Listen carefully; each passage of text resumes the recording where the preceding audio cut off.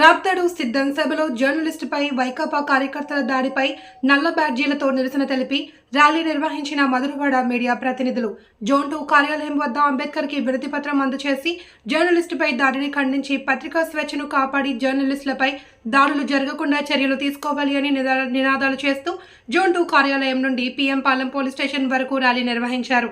అనంతరం PM Palem police station CI Y రామకృష్ణకు ప్రజాస్వామ్య దేశంలో ఉన్న హక్కులను కాపాడాలి అని కోరుతూ వినతి పత్రాన్ని సమర్పించారు. కార్యక్రమంలో మధురవాడ మీడియా జర్నలిస్టులు పాల్గొన్నారు.